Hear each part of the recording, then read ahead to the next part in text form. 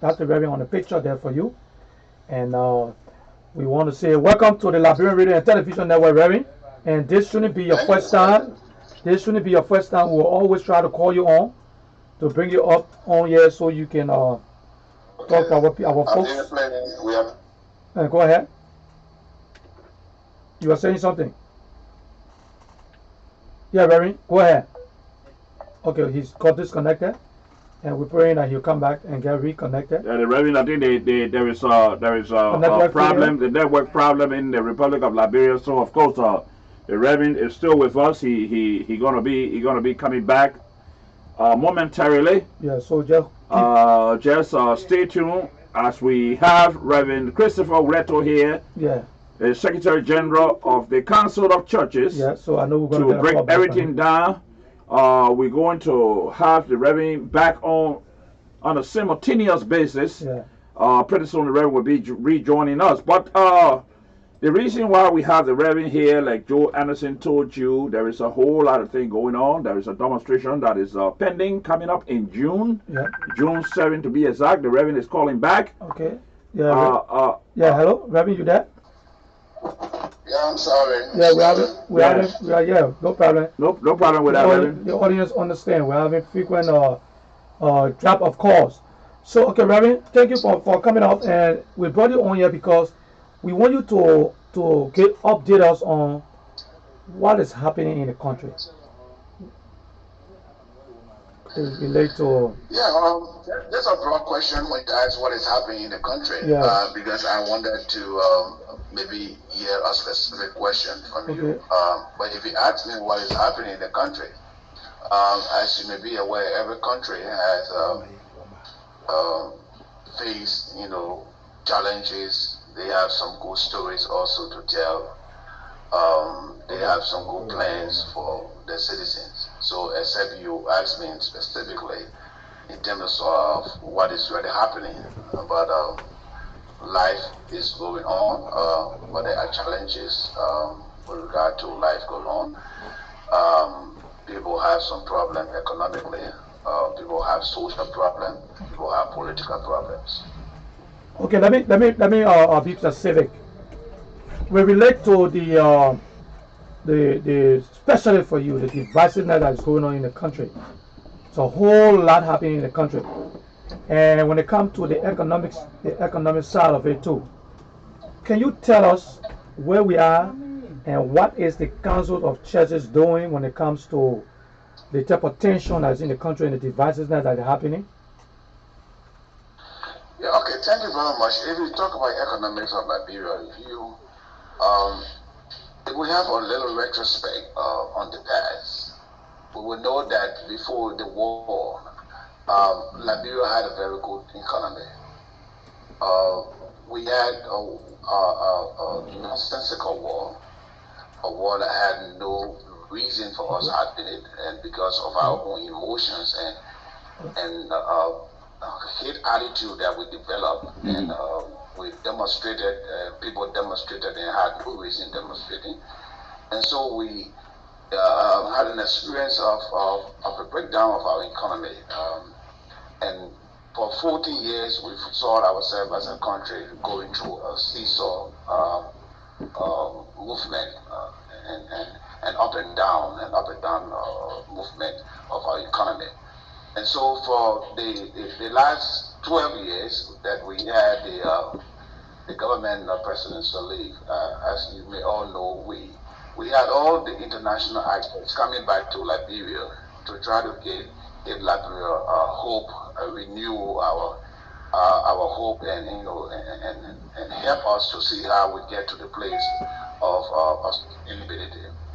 And so that 12 years has elapsed, and for about 74 years, Liberia had just experienced a transition of political powers, of which we highly appreciate, and we highly honor, and we want to celebrate.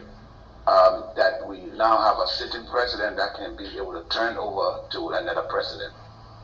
And before that, the leaving of that president, all the United Nations group that we understand in our country there was a drawdown and people had to leave, and we had a lot of people leaving. And factually, we know that by these persons leaving and most of the companies that came in, some of the investors that came in going back, eventually will have adverse effect on our economy. And so what we need to do as a country is to see how we work to encourage more people to come, and build a sense of reconciliation and unity, deal with the issue of impunity and corruption, so that we attract a lot of people to us to put us back on our footing. One of the things I wanted to ask you quickly before I can follow the question is the fact that I wanted to know what is the rapport between the present government and the Council of Churches in Monrovia now? Yeah, okay. We have a good relationship. Since the government have given me the power, we have been engaged on the initial stage. And even signed a memorandum of understanding with one of our commissions, which is the Lrtn, the Labor Repatriation, Resettlement,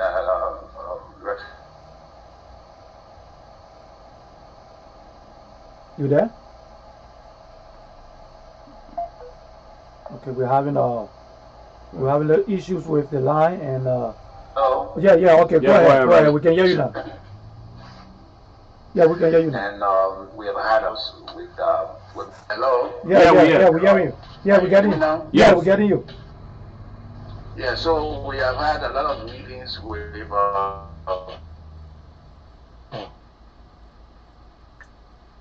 line is bad. Of our churches, and even the president is a member of United Methodist. And so the relationship is not bad. The relationship is something that we'll continue to work on and make it much better. So these our members that are in political offices, and the whole issue is on how we, the church and the state, can be able to look at ourselves, although we have different functions. We know there's an issue of separation of church and state. Right. How we be able to organize ourselves in a way that we champion our forces in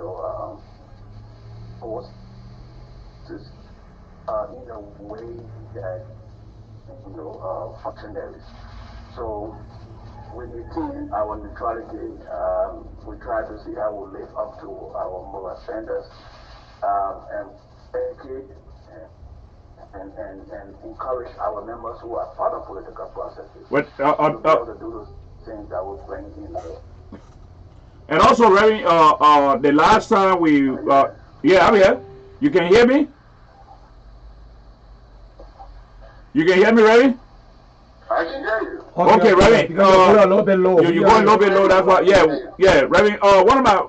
The question I wanted to ask you is the fact that there are a lot of Liberian people in and out of Liberia. Those of us who here in the United States, some of us and some of the people on the ground in Liberia have been calling on the government for a war crime court to be set up to try people who participated in a war that killed people. What side of this debate the Council of Churches on? Okay, if you follow the historical narrative of the war scenario, right? The Council of Churches was directly engaged with the peace process in Accra, right? And as you may be aware, like other countries, Liberia called for a Truth and Reconciliation Commission, right? And the council stands. This council stands on the side of the report that comes from the Truth and Reconciliation Commission. Okay. The council, I want you to understand that report is a holistic report. Right. And that report has to do with restoration. It has to do with retribution. Right. And so it is a combination of the report. Okay. So the council support the full implementation of the Truth and Reconciliation report, of which the Liberian people call for, and our governance process is all to adhere to. Right. And so we want to see the TRC report implemented. We have to make sure that the issue of economic crimes, according to the report, are being looked into. Okay. The issue of criminal accountability is also looked into. Right. The issue of reconciling our people with one another also is looked into. Okay. So a reconciliation roadmap was drafted, of which I'm speaking. I was one of the local persons, a local representative from the civil society then, right, working on that document. And that National Reconciliation and Healing Roadmap spells out in the introduction that the restoration does not preclude retribution. Right. So, in other words, it's trying to say to you that we stand for justice. The church stand on the side of justice. So, if you ask what side the church will stand on, we stand on the side of reconciliation. We stand on the side of justice. We stand on the side of people's rights being respected. And respected. And Reverend, I just wanted to ask you a quick follow up on that. You remember? I think you and I were born during the time of the Nuremberg trial in Germany. Remember that, right? Pardon me? The end of the Hitler War. There was a court set up called. There was a trial that took place in Nazi Germany. You remember that? During the time of Taylor, there was a trial. No. World War II. You follow World War II history? Can you hear what he's saying? Can you hear me, Reverend? Talking about war history? Are you talking about war history? No. I did not talk about war history directly. I said, did you follow the War Crime Code as it relates to the Hitler War?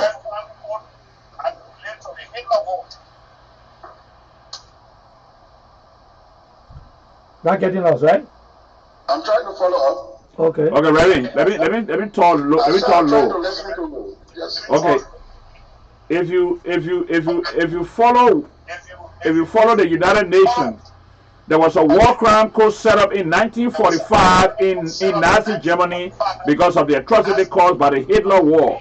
Okay, that's right. Those who, on the Hitler War, right? Okay. Right. There are specific mandates that the United Nations have on war crime as it relates to war.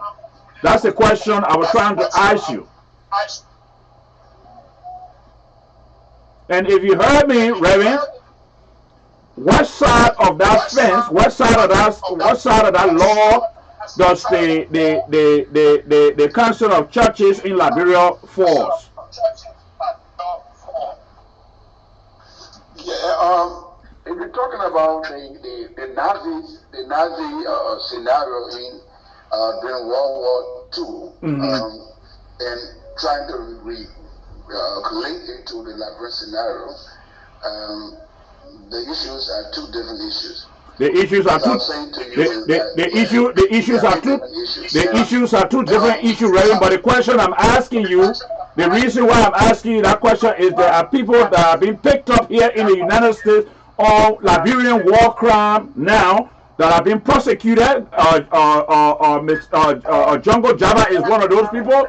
And also, Mr. Wuyu also was picked up in that instance. So that's the reason why that's why I'm driving.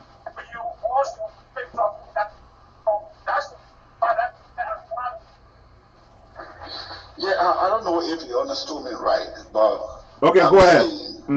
That the councils stand on the side of the TRC report being implemented. Okay. And there's a process that the president has to report to the National Legislature on the progress made on the implementation of the TRC report.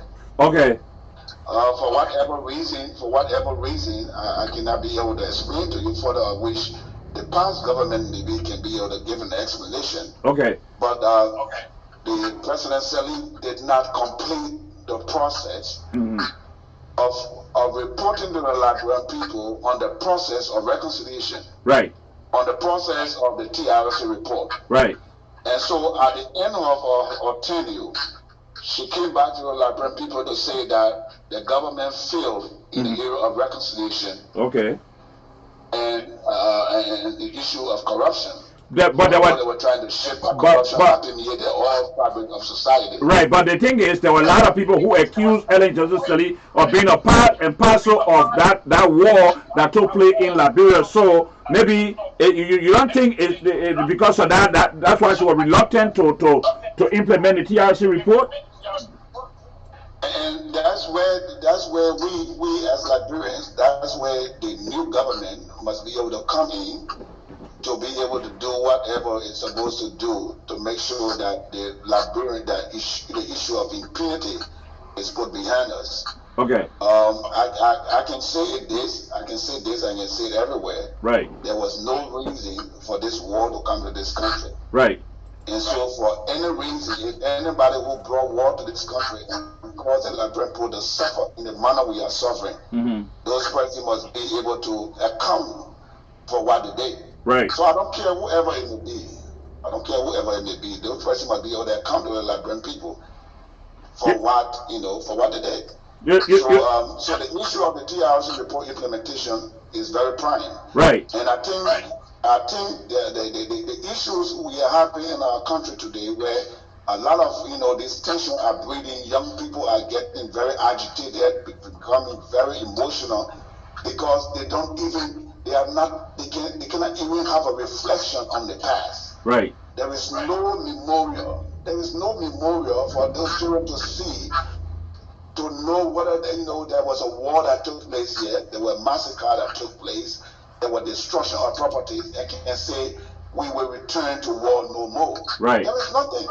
And the TRC report, in the TRC report, there are a lot of recommendations that had to do with the whole issue of memorialization. Right. And that was inculcated into the national roadmap for reconciliation and national healing. And nothing was done about that. And so if a government ignores the whole process of reconciliation, it has an adverse effect, because children who are, who were born in the 90s, children who now are born in the 2000s, they don't even know our historical past. Right. The only thing, I'll tell you and let everybody hear this. I rode in a traffic keke the other day as a general secretary to observe, to hear what was happening. Right. And this young man who was driving the keke was saying in the keke that if you don't violate in Liberia, you don't have things going the way we're supposed to be. Wow. And so that got to me, and I said, wow. So if the younger people, and I was looking at that young man to be around 19 or 20 years old, right, who was like born in 1999 or 2000, and if a young person that is saying that, a violation is a way of survival, then I see why the temperature is getting so high. With the issue of people, always trying to want to do some demonstration, want to be involved in some kind of, emotional, expression of the feelings. Right. Okay, let me come in. So the issue of the TRC report implementation is very, very paramount, and the Council of Churches take that very paramount, and we feel that this government, and any government must be able to proceed in that manner. Okay, let me come in. Let me ask you this question. Where do the Council of Churches stand when it relates to the June 7 protests that's about to take place? You say you want to know what the council position is? Yes. Yes. Okay, let me just tell you about, you see, a lot of things is going on. And all these persons are members of the churches. And they are expressing their emotions. And some of them are dissatisfied because they say people don't want to hear them. And we all do know that things are happening economically. We have an economic situation in our country that we need to sit down as a country and see how we be able to fix it. If we cannot leave this only on government, we have to play a contributing role to this whole reviving of the economy, and see how we can be able to put food on the table for our various families. You just dropped. You're low. I said, in government, are you Okay. getting me? Yeah. We're getting you now. Yeah, everybody gonna work in government, and so everybody in their own, space. We have to make sure that we make this place peaceful. So the council has been engaged. We have been in conversation with the protesters. There have been a lot of protests, and we have been talking to the various protesters, and the two different protests that was carried out was very calm and peaceful.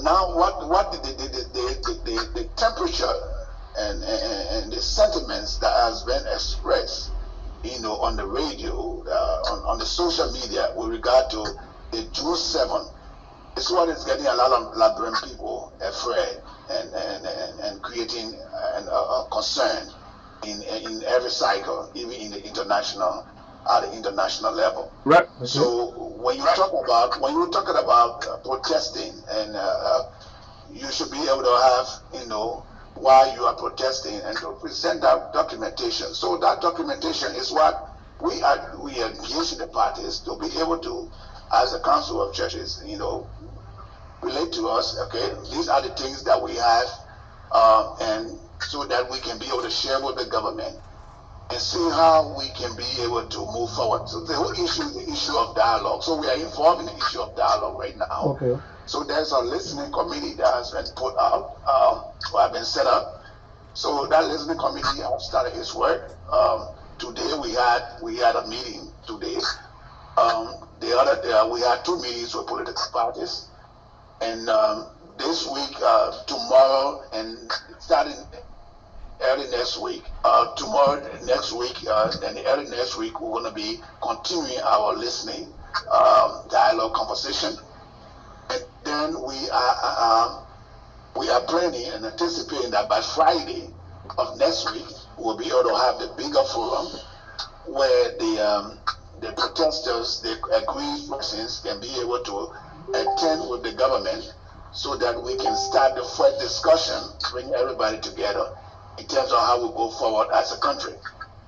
Right. So the issue of expressing your dissatisfaction can be done in many ways. It cannot be done in a violent way. We have a historical narrative that speaks to what happened in our country before, when people express their grievances in a violent way, and what it reduced the country to. And so Liberia, we don't want to return to our historical past. That was not good for our forward movement. So the Council of Churches is supporting the whole issue of dialogue, and the parties, we are talking to the various parties, and we think that Liberian problem, we can solve the Liberian problem talking about it, and finding a way out, than doing anything otherwise that will bring about violence in our country. Okay. Reverend, let me ask you this. We know that if the president is not vocal, is very mute, and you guys have the opportunity to meet him and talk to him, all of that. Tell me from your perspective, is he engaged? Is he concerned? Is he telling you something? Are you seeing something like he wants something to be done? He want a dialogue? Can you see it? Can you feel it? Yeah, according to what we heard today, from the government through its representative, we had the Minister of State, the Minister of Finance, we had the Minister of Gender. We had a group of them today that we had a conversation with, and they said that the president is open to this dialogue, and he's willing to talk, and that's why he will continue to open his door to everybody, whether you are anti or not, and see how we can be as a country, move Liberia forward. So according to the information that they gave the church, of which they have given their acquiesce that the Council of Churches lead the process of the dialogue. We feel that that's a good, move in this direction. That we are now ready to, dialogue, listen to each other, and then see how we can be able to have actions that can move us from one level to another. And so the government, according to what they said, the president is in support of this. Reverend? Yes, sir. There was a situation that took place quite recently between the president and. You are breaking in. Can you hear me now? I can hear you. Okay, there was a situation that took place between Yaka Koluba and the president quite recently. Can you hear me now? Yeah, well, you said Yaka Koluba. Okay, Yaka Koluba and the president was in a kerfuffle, dispute recently concerning how he feels about the country being a lawmaker and the executive branch of the country. You know, they had a low problem. What was the position of the Council of Churches? I want to say this to everybody, and let the international world know that the Council of Churches had few meetings with Honorable Yaka Koluba. Even with the situation that happened in the vicinity of Yaka Koluba when there was a children party, right? The council also frowned on that and felt that the issue of alleged, it was an issue that demonstration was carried out and children, people got hurt and other things. And it was alleged also that there was some gunfire at the, on the home of Honorable Koluba. And so we called on the Ministry of Justice to be able to do an investigation and inform the Librarian as regard to what really transpired. And we frown on the issue of peaceful people assembling and the destruction of that. Now, with regard to the relationship, according to our discussion and our conversation with Honorable Koluba is raising issues that he felt that he said he don't, according to what he says to us, he says different things, but what he says to us that he don't have anything personal against the presidency. Right. But he feels that there are things that are happening, and that the president is not, he may be aware and he's not trying to pay attention to. Some of that have been ignored. He raised an issue, from his own constituency, the legislation, and other things that he talked about, and so he wants the president to listen. And if the president listen and the president tread in a way that they all expect that the country to move forward, anything they were about, whatever they are planning to do. So and so that's why he says to us that he don't have anything personal. So even it was a council of churches when we met on the call about that, coverage is whenever he's invited, because we feel that it's important for dialogue for the president to hear him and hear what he's saying. Maybe what he's saying the president is not hearing it, and so for him to be able to hear it from him directly. And so we appreciated that dialogue that they had. Although we were not there, we did not know what was discussed. But we appreciate that dialogue, and we feel that it's part of a dialogue process. It's a part of the healing process. It's a part, of moving the country forward. Reverend, I will put it in a religious term then before I ask you the question. When Jesus was on earth, you can hear me, Reverend? No, I think he just went off. No, he there. You can hear me? You can hear us, Reverend? Yeah, I'm on the line. Yeah, okay. When Jesus was here, James and John, I think you know the story already in Saint Mark 35, I think from the first verse going down. Can you hear me, Reverend? Let change my location. Maybe the office is having some problem. Okay. Okay. All right. Okay. I'm trying to just give me 10 seconds. Let me change my location. Okay. Okay. So, ladies and gentlemen, those of you who's watching, this is the Liberian Radio and Television Network, and we have the Reverend Christopher Lrtn, who is the secretary, the general secretary of the Liberian Council of Churches from the Republic of Liberia. We are privileged to have him on the network today. And those of you who want to ask questions, the number is at the bottom of the screen, 215-526-1785. And the alternative number is 215-201-7562. If you want to ask, or you got anything you think you want to ask the Reverend, he's happily and waiting to answer these questions. So Reverend, can you hear us now? Yeah, I can hear you. Can you get me clear? Yeah, we're hearing you very clearly. Reverend? Okay. The question I was getting ready to ask you is religion in nature, and then before I can ask the question on the other side. What I was trying to explain to you is when Jesus came to earth, James and John went to Jesus, and there were a lot of criticism there where people felt that they were not supposed to ask Jesus this question. One of them asked Jesus that he wanted to be on the right side of him, and the other one said he wanted to be on the left side of Jesus. And all the other disciples were grumbling.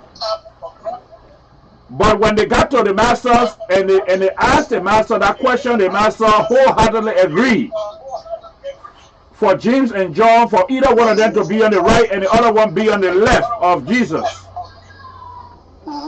But when Jesus agreed, he gave them an ultimatum. And that ultimatum was, if you want to sit on my right or you want to sit on my left, you got to be a leader. And a leader has to be a servant.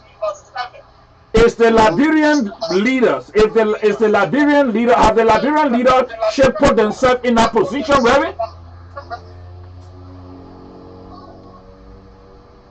Hello? Yeah, can you hear me, Reverend? Yeah. The question I asked you was, James and John asked Jesus to sit. One of them wanted to. Okay. The last question there is, God told them, if you want to be a leader, you got to be a servant. Have the Liberian leadership put themselves in that position yet? You got that? You there, Reverend? Oh, he's trying to get connected. Yeah. Okay, so we're having a little problem with connection issues from the Republic of Liberia. Next time we'll try to see if we can fix it better. Yeah, we'll try to fix it better than that. But the question I was asking the Reverend. Yeah, listen to the question I'm asking. What are they in a position? Yeah, the Liberian leadership. Yeah. Because when they went to Jesus, right, James and John, they wanted to be leader, but then Jesus gave them an ultimatum. Yeah. Jesus said, look, I can't just allow you to sit on my right, because it's a powerful thing to sit on the right or to sit on the left of Jesus Christ. Yeah. So the only people that can do that, if you want to be a leader, because if you sit there, you will be a leader. You're a leader straight up. Yeah. Okay? So if you want to be a leader, you got to be the servant of the people. That's the question I asked in the Reverend. Yeah. Have the Liberian government, collectively, the ministers, all people that are working for the government of Liberia, have they put themselves in a position to serve the Liberian people? Yeah. Yeah, Reverend calling back. Yeah, Reverend, you there? Hello? You there, Reverend? Yeah, I'm back. Okay, thank God. Thank God you're Reverend Christopher, I think you got the question, so we'll wait, we'll wait and you will answer the question.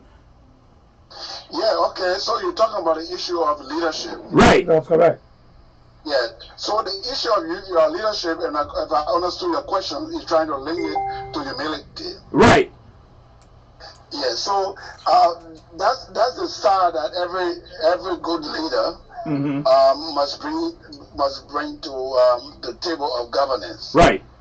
And so Jesus said, and our biblical doctrine teaches us that humble yourself, right, and you will be lifted. Right. Yeah, that you should honor your father and mother, and you live long. True. The question. Go ahead. Yeah, and when you're talking about, the respect where the leadership of Jesus washed even his disciples' feet. Right. And talking about this is an example of leadership. Right. So whether this is being exemplified in Liberia. That's the question I asked. Okay, so that's what we need to do, an assessment. And that's the assessment that we all do. Because assessment in the eyes of others is different from in the eyes of others. Right. So our assessment, one group will tell you that, oh, the leaders of Liberia have been performing very great. Right. Some will tell you also the leaders of Liberia have not been performing well. That's why we found the country where it is today. But the basic principles are there. And the principle of leadership of every state has to do with how well that servant relate to his people. Right. And how he listens to them, and how he makes sense all of the nonsenses. Okay. You know that a lot of people may be able to say, and then together we move together to bring about the necessary change that we all expect to see happening. So, to answer your question in summary, I would say to you is that it's something that we have to aspire to as a state, and in our own definition for us to be able to define and see whether it's something that we see happening or we don't see happening. But from the person I know, President George, we are to be, before the presidency, I see him to be a humble person. Hello? Yes, Reverend, we're listening to you because we don't want to step on you. I see him to be a humble person. Okay. So after communion life, after interaction, in the civil space. Yes. The political space is another space that brings about power, and people say sometimes power corrupts. So I cannot be able to give you a fair judgment right now with what the president is faced with, but I know that he's faced with a lot of challenges, and that is expressed in his first, inaugural speech to the nation, when he said that we have inherited a broken economy. Right. And so it shows to you that he got frustrated from the very start, that I thought I was going to receive something that I was going to be able to build on, but now it's broken. But he still gave hope to the people that he was going to do his best to be able to change it.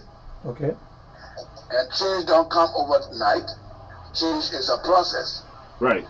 And so I believe also as a people, yes, we have a lot of expectation, but to see things happening. But the most important thing that Liberian people are looking up to, President Weah, is to deal with the issue of corruption and impunity in this country.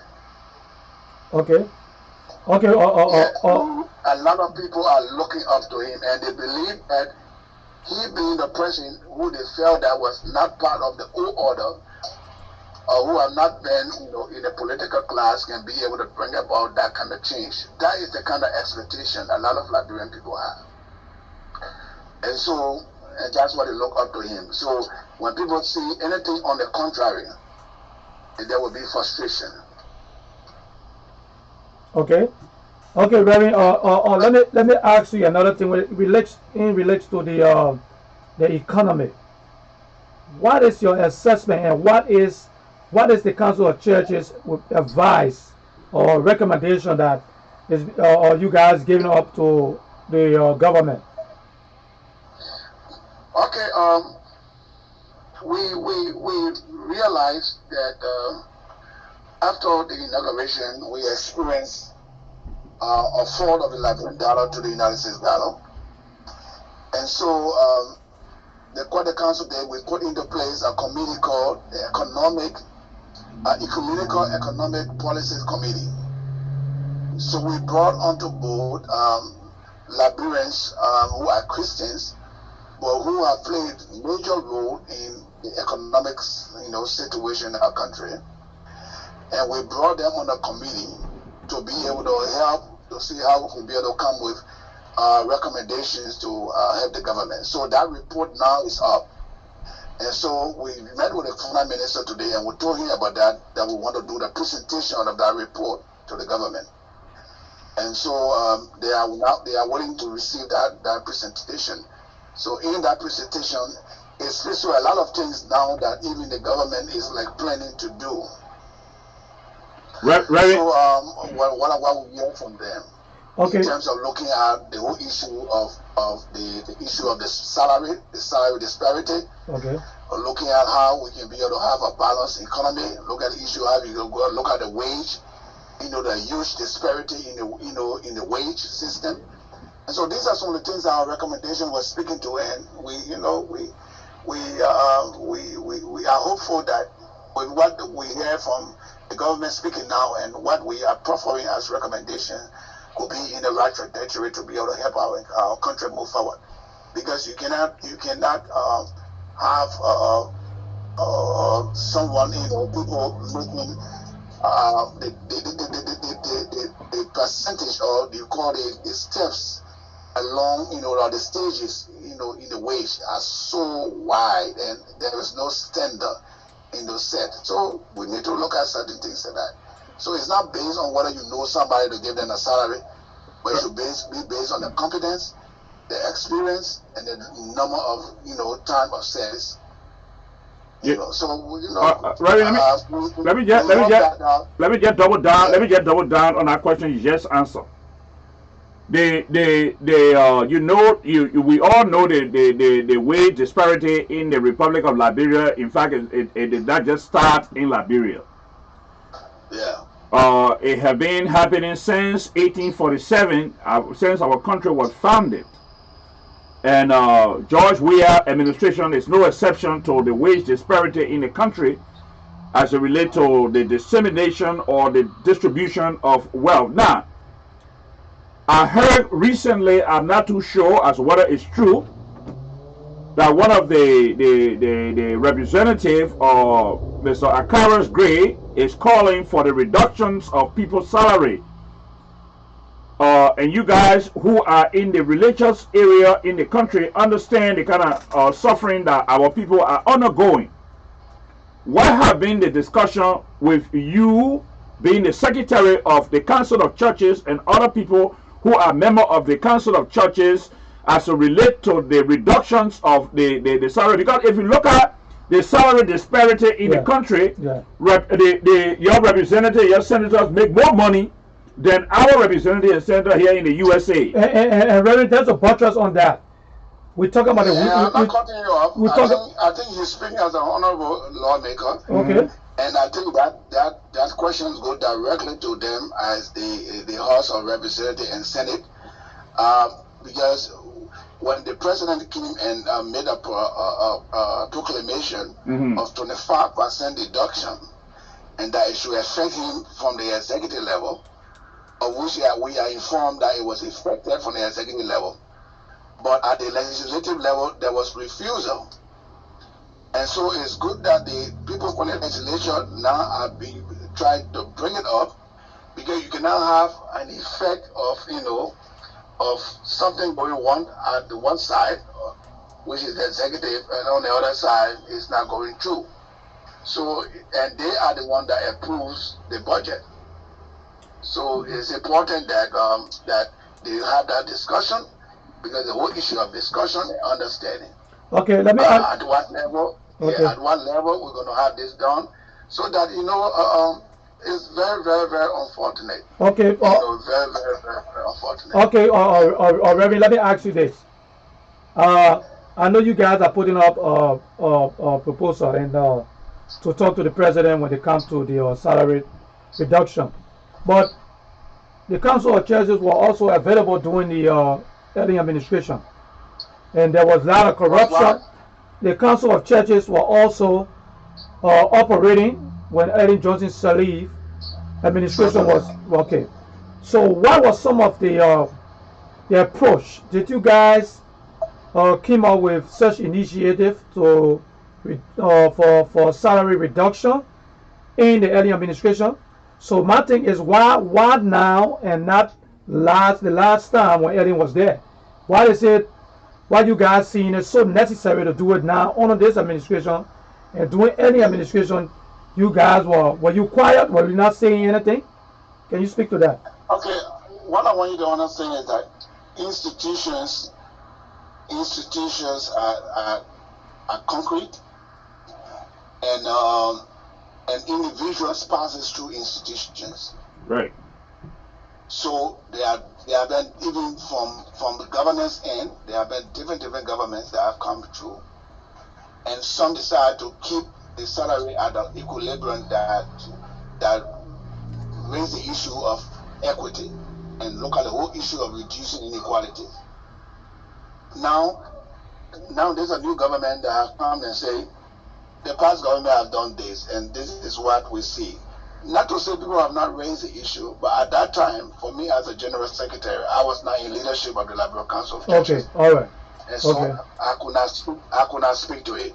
Okay, all right. Personally, I can speak to it. I can speak to it personally because I'm in authority, and I can say it's unfair to other Liberians that people are getting so much and other people getting little or nothing, and the economy. So you gotta have something in balance. A lot of the people who are making $100 up to 200, 300 United are more than the people who are making the 10 and the 14 and the 15 and the 16,000 a month. They are more. So in that, you will never have a middle income country. Very soon you will never have it. It will be a struggling economy, or struggling things always whenever you have the fall. And most of these people are making the Liberian dollar. So whenever there is a fall of the Liberian dollar to the US dollar, eventually the things get tough on these people. Because majority of them are making the Liberian dollar, they're not making the US dollar. So if the rate was calculated at the time the budget passed at the rate of 100, and the president was making 100 US dollar, eventually we make 10,000 Liberian dollar.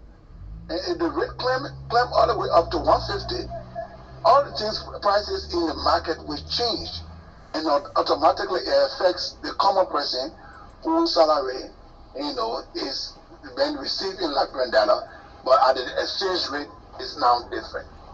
Okay. So you gotta look at it very, very seriously. Okay, I was getting ready to come hard on you concerning the recommendation from the early administration, but we're going to leave it like that because you wasn't in positions. You never had a position, and you wasn't in. But, okay, all right. But let me come to you, Reverend, because the economy is collapsing very fast. Now you met with the government. You met with government and you spoke to them today. You had a meeting. Tell me, how serious and how fast, how effective are these guys waiting to move the country forward, to go fast? I mean, when it comes to in respect to the economy, because it's getting tough, and we on the other end in America feeding it also, because we're sending family members money and we trying to help out. And each time you send the money, they're telling you that the rate is going up. The rate is going up. Things are getting more difficult. So since you met with the government, how effective they really want to be? Are you sure that you see that they really want to do something, and you guarantee? Can you say something that you're going to tell us that something going to happen? Yeah, I think that according to what the finance minister said, there are some strategies, there are some actions that they're trying to put into place that could be able to help move things forward. And so, as you said, right now, if we look at our country, do we really have an economy? So everything we get out of the country, do we really run an economy? So there are a lot of challenges that we have. Everything we go to Guinea or buy pepper, we go this, and even we as Liberians, the one we go locally, we sell it more expensive than even the ones that come from out.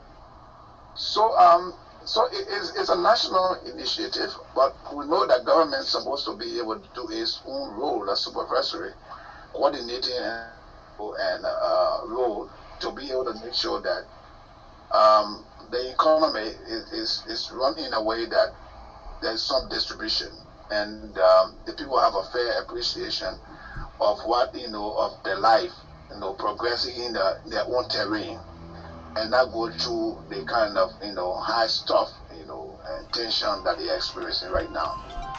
Okay. So, hello. Yeah, we're listening to you.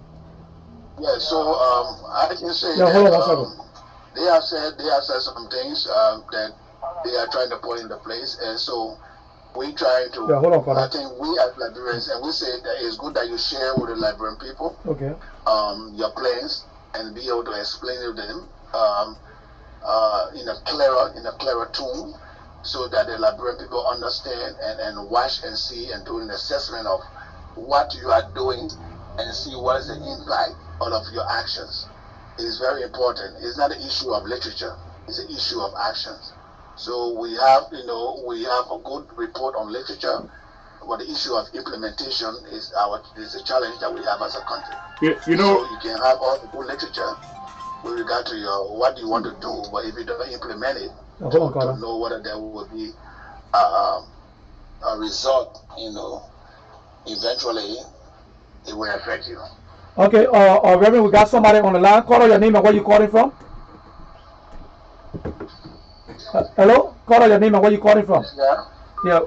Oh, okay. The person one. Okay. We have Reverend Christopher Wallato on the ground, General Secretary of the Liberia Council of Churches. He's on the line from the Republic of Liberia. So we're going to take a quick break so he can get the water to drink. You guys see everybody calling in and trying to ask some questions.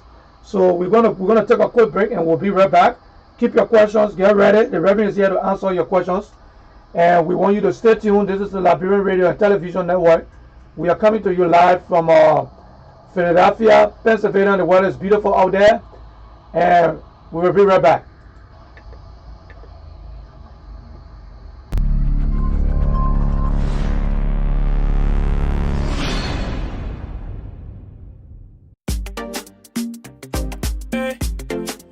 On the beat, Lord of mercy, bam bam bam. Woyo, woyo, woyo yo yo, woyo yo. D12 on the beat. The lamb up in there. Girl don't like my business. Oh, yeah. They like my business. Oh, yeah. They Jew don't like my business. They got the way I can suck it to them. Yeah. They got the way I can give it to them. Yeah. They got the way I can suck it to them. They got the way I can give it to them. Come and meet a lover boy. Come and meet a lover boy. Come and meet a lover boy. Meet a lover. Yeah. They say I'm playing you wanna get them, yeah. Yeah. They say I'm playing you wanna jam with them, yeah. But the girl in my business, she ready to care for my business. She can die for my business. She can do anything for my business. Me, I can wait for the garden. I can wanna sing for the garden. Me, I can wait for the garden. I can wanna dance for the garden. I the chocolate for the girl and the sugar for the garden, yeah. I the chocolate for the girl and the sugar for the garden, yeah. I know you're for trouble.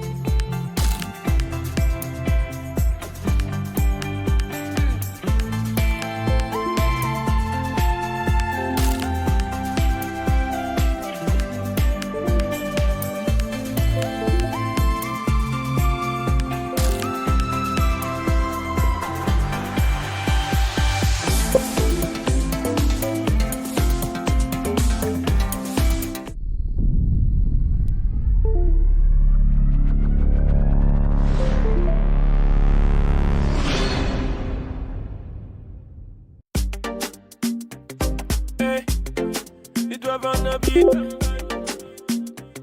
Lord of mercy. Bam, bam, bam. Ha. Whoa, yo. Whoa, yo. Whoa, yo, yo, yo. Whoa, yo, yo, yo. D12 on the beat. The lamb up in there. This girl don't like my business. Oh, yeah. They like my business. Oh, yeah. This Jew don't like my business. Is that the way I can suck it to them? Yeah. Is that the way I can give it to them? Yeah. Is that the way I can suck it to them? Is that the way I can give it to them? They like it, oh. Come and meet a lover boy. Come and meet a lover boy. Come and meet a lover boy. Meet a lover. Yeah. They say I blame you, you wanna get them, yeah. Yeah. They say I blame you, you wanna jam with them, yeah. But the girl in my business, she ready to care for my business. She can die for my business. She can do anything for my business. Me, I can wait for the garden. I can wanna sing for the garden. Me, I can wait for the garden. I can wanna dance for the garden. I the chocolate for the girl and the sugar for the garden, yeah.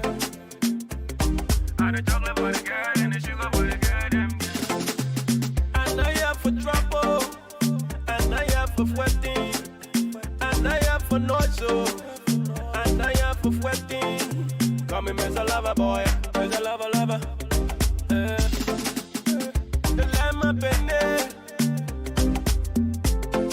This girl don't like my business. Oh, yeah. They like my business. Oh, yeah. This Jew don't like my business.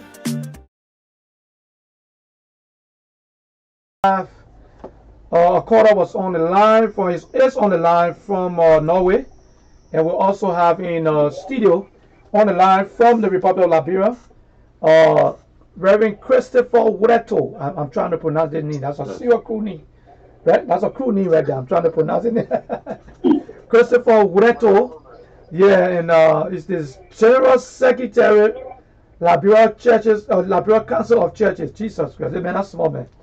All right, so we have him on the line, and we have a caller on the line who want to ask questions. Go ahead, caller. Okay, good afternoon, guys. Good afternoon.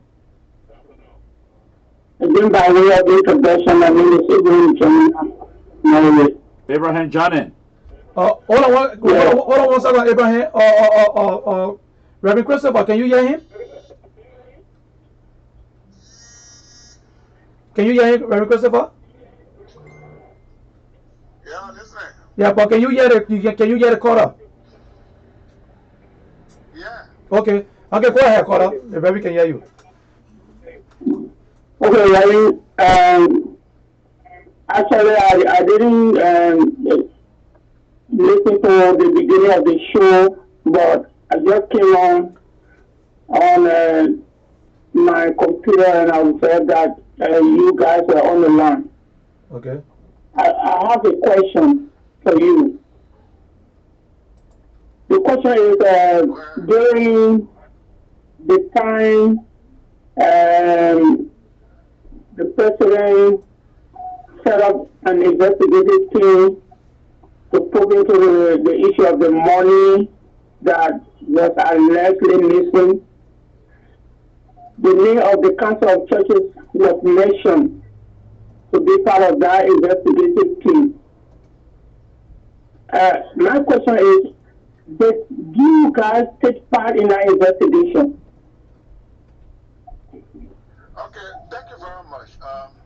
The first thing is that when we receive the communication, before we receive the communication, we have already started an engagement process with those who were protesting must be able to account for the alleged 16 billion. And so when we received the communication, we had a meeting, and then from the meeting of the church leaders, it was advised by everybody that we respond to the president and thank him for the confidence that he has reposed in us, and we appreciate that we played a mediatory dialogue role. If there need be, if anything come tomorrow, that we will become a stabilizing force. And so we did that letter to that effect. Although people were not, happy surrounding the response of the Council of Churches, but we did it in good faith. And so with the result from the presidential investigative team that we were nominated on, and that of the crew, crew investigation, the special consultant experts, the result that came up, the council was able to make a statement on that particular statement, and were able to have a discussion with both the U.S. Embassy and that also of the presidential investigative team. So we also set up another committee to be able to follow up on the issue of the 25 million. That other people were also saying that something happened with the 25 million not being infused in the economy. Was to be able to get an understanding about it, so that people will be able to know the facts of the matter. Because a lot of things, goes on with regard to hearsay and they say. But the facts is what matters, and the truth is what we want to be told. Okay, Cora, did you get it? You heard it very clear, right? Yeah, I still, the answer did not go down well with me because I do not have the newspaper report before me now, but during that time, Okay. a newspaper came up and said and quoted, I think he, the Secretary General, with respect to the appointment on that committee, he said that they were not officially informed. They only heard the information and saw their name, but they were not officially approached by the president. And so they were not taking part. I heard that clearly. And besides that, he said one of the reasons why they were not taking part is that the president has given them a limit. The president only wanted them to be part of the people to find out who authorized the spending of the money, but they were not allowed to know where money was missing. So for that reason, they declined. Can you say anything to that, Reverend? Okay, Reverend, you get that, right? Yeah, I get it, man. I think you're trying to get it. You're trying to get it mixed up. The first thing is that I did say that the first thing, and I can remember that we heard our name on the radio. Hello? Yeah, we listen to you. We listen. Yeah, we heard our name on the radio. That's the first thing. As I said to you, that we were engaged already with those who were trying to do the protests. Okay. They call them cuckoo bomb. In the coalition for bringing our money back. Yeah. So we're engaged with them. And then we heard our name on the radio. And so those who were engaged with, trying to talk to them about the protests that they were planning to carry out, have already said to us, but how can you come and talk to us when you are part of a team to investigate? So you cannot play a neutral role. That was one. The second thing was that afterward we received the letter. Then because it was not because we heard it on the radio that's the reason why we did not participate. No. When we received the communication, then we met, and then in that meeting it was decided that we should play the mediator role that we were playing, trying to talk to all sides to be able to make sure that we avoid demonstration or make sure that the demonstration is peaceful. And so that was the action, and that's how we wrote that communication in that direction. So it was not anything, because the government did not do X, Y, Z. That's the reason why we did not do this. No. So that other part of the information that is, is trying to proffer, it is not in the right direction. So it's not where we came from. We even went to the first meeting that was called by the government. We went to that first meeting. I went to that meeting, and I came back from that meeting, and I briefed, the leadership on that meeting. In the meeting that was called, and it was after that meeting that we came up with that decision. So I wanted for you to know that we responded. We went to the meeting. We came back, and we discussed, and that was the action from the church leaders, and that what we retired. Okay, Cora, so you get that, right? No, very please, maybe I'm sorry maybe if I didn't get you clear. Okay. Because there are thousands of Liberians around the world that are listening to us, and those of us who are Christians from Liberia, we often ask the question, but where is the Council of Churches? So this is important for us. I mean, this is why I thought the call today. I don't usually call on show, so I beg you if I didn't get you clear. Did you say that you were not part of the investigative team, but you were called to be one of the mediators between the protesters and the government? Did you hear him, Remy? You said we were not part of the team. He said that. Did you say? We were what? Were you not part of the investigative team, but you were asked to mediate between the protesters and government? Were you part of the presidential investigative team? Yeah, hold on. Reverend, the question. We did not participate in the investigation. Okay. That's the investigative team. Okay. I want you to get that clear. We did not. But were you appointed? Hold on 1 second. Hold on. Yeah, hold on. Let him finish. What we participated in. Okay. What we participated in was having a discussion with the protester, the Kukubom, having a discussion with the Ministry of Justice, the police, and even the security advisor to the president. Even the UN, the ECOWAS, and whatever, we all got together in a final meeting where we agreed on how the protest was going to be carried out, and how also Kukubom. I want you to know that based on our various meetings with our team with Kukubom respected us and said to us that we're going to make sure that this protest is peaceful. We just want to be able to raise the bar and say this thing was happening, and we want to respond to it. And so that's the role we play. And as I said to you in the conclusion, our response after the report came up. Okay, thank you so much. Caller, thank you so much. Yeah, caller, what you say? Okay. Remy, please. The question the answer did not go down well with me. I mean, maybe it's based on the way I asked the question. My question here, because I asked this question because the people and various organizations or institutions that were named to be part of the investigative team, the Council of Churches was named. I heard that clearly, I read that clearly in the newspaper. Okay.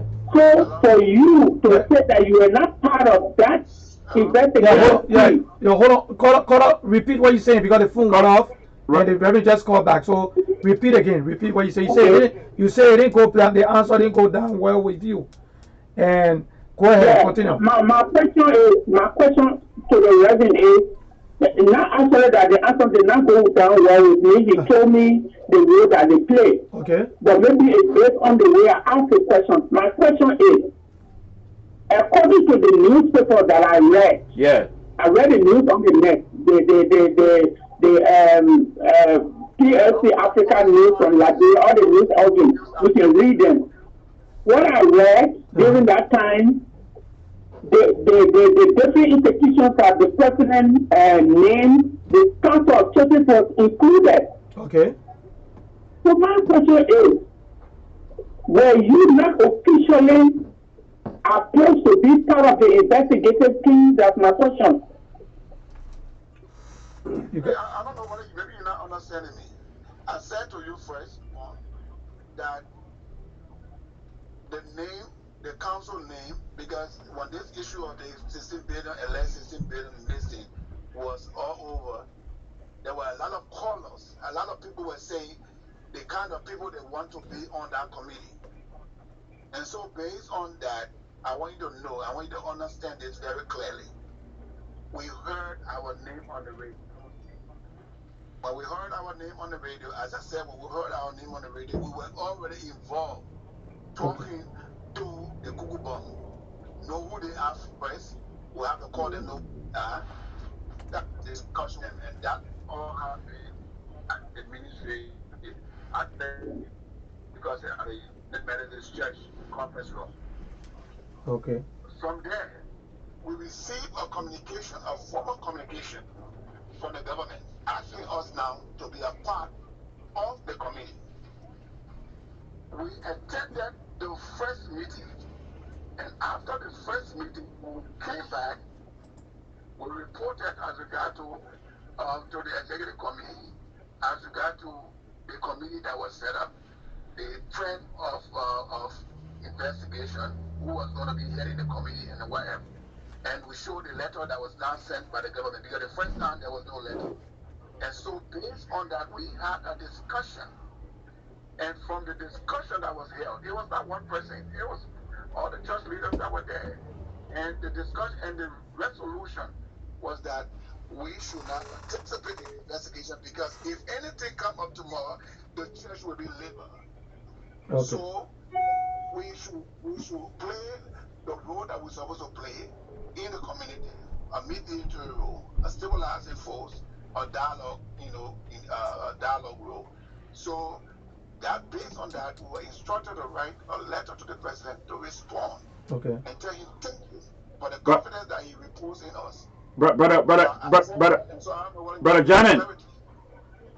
Yeah. Brother Janet, he did not dispute the fact. He admitted that the president called them to participate in the discussion. Yeah. He admitted to the question you asked, that they were invited to be part of the peacemaking body of what happened between the demonstrators and the government. Yeah. He did not dispute the fact. He answered the question directly. He said yes, it's true. But because of their religious belief and their position in the country as a religious people, there were things that they could not discuss or participate in as it relates to that demonstration. So obviously they sent a message back to the president, telling the president their position. Okay. So thank you so much, caller. Thank you so much. I hope we answer your question. Before you go, caller, let me just ask you: are you related to the former justice that were impeached recently in Liberia, Mr. Johnny? Kabina Johnny? I am not Johnny, but Johnny. Oh, Johnny! I got it. Good now. Okay, I got it. Okay, Brother Johnny, thank you. Thank you so much for calling, Brother Johnny, and we hope you call back here again. Okay. Yes. Okay. Thank you, guys. Keep up the good job. Okay, yes, thank you. All right. Yeah, I'm there. Yeah, thank you so much for answering some of these questions. I mean, the question, we got a lot of questions to ask you, Lrtn, but I will try my best to try to continue. No, we get to all today. And one thing I want to say, Reverend, thank you so much for accepting our invitation. And we don't want this to be your first time on the network. Anything we have, any question we have on national issues, we're going to call on you, and we hope that you will be waiting. We want to let the audience know we're going to try our best. I think you can see the picture right there. That's him, That's the handsome guy right there. I don't know his age, but he looked very young. Yeah, very yeah, he looked very young. He don't look like an old guy. Lrtn look very young, but he's a religious man. Religious man. And this man's already married, so the ladies looking out there, please keep away. And we want to say. So 50 years, so he said 50 years ago, he looked very young. And Reverend, we really appreciate you coming on, and we hope, to have you on here next time. And when we call your phone, we're gonna keep bugging your phone so we can get some clarity. And Reverend, keep praying for us so that we can come to Liberia to see all of you. Yeah. We hope to come to Liberia soon to see all of you. Yeah. We just want to thank you and our regard to the entire Council of Churches. Okay, go ahead. And let me give you the information before close. Okay. Right. That I want you to know that the Liberal Council of Churches has been in conversation and in discussion with the National Council of Churches of the United States of America. Right. Okay. And the President Jim Winker was our Assembly Speaker, and he came here and he made a commitment to the Liberian people that they were going to join the Liberal Council of Churches to advocate for the extension of the Liberian people DED. Oh. Affecting Liberians. Okay. All right. And I want you to know that. And all the Liberians in the USA, and the Council of Churches would have complete our communication to the churches in the USA, and we have been in this discussion.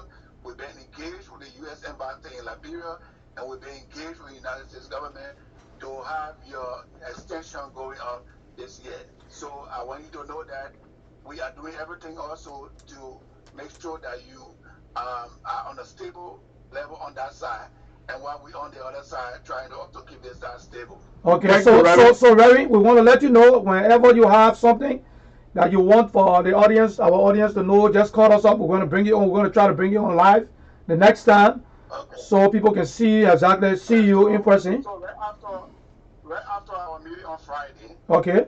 And then I will hit you and tell you what's the outcome, and then we can be able to inform you also. Okay, thank you so much, Reverend Christopher Lrtn, calling from Liberia. He's on the line, and of course, Reverend, we want to thank you. He's the Secretary General of the Council of Churches in the Republic of Liberia. And of course, ladies and gentlemen, you are listening to the Liberian Radio and Television Network here in the city of Lrtn. And sisterly affection. Joe Anderson, as usual, is sitting by my side. Tonight, he's not opposing, but we were able to talk to Reverend Lrtn from the Republic of Liberia, Secretary General of the Council of Churches. And Joe, you got anything else to add to this conversation? We're supposed to have the man who's singing right now. D12 himself. D12 is supposed to be on the line. I've been trying to get in touch with him. And, I think when I get him, I'm going to spank him because he told me people I want to be on the show. I want to try to come on the show. And I'm trying to call him right now to get in touch with him. You know, somebody called me the other day before we go. Before we go, I wanted to bring this to your attention. They talk about how the network shouldn't use profanity and this and that and the rest of it. We don't use profanity on this network. We are respectable people. We come on this air and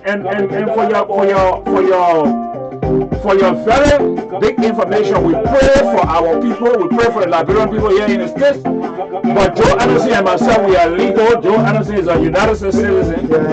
I'm the only person who's not U.S. citizen. I'm still, you know, but I'm legal in America. But I don't want to tell you what status I hold. But we pray for our job. We pray for those people that are on TPS or DED. Donald Trump cannot deport me. Can they deport Joe? So the Reverend said something. I just wanted to correct the record. So those of us that run Lrtn, we are legal here in America. We can go and come anytime. But at the same time, we pray for our brothers and sisters here in the United States who are still undergoing TPS. I will tell you this in the name of Jesus. Right. That thing has already been taken care of. Right. That's the Reverend you see on there. We are coming back on. We just left the Reverend and we are back. So I want to say thank you everybody for watching, and I guess we're going to call it today. Yes. And got anything else to say? Nothing. Watch out for us. That's what I have to say. That's what I have to say. Peace.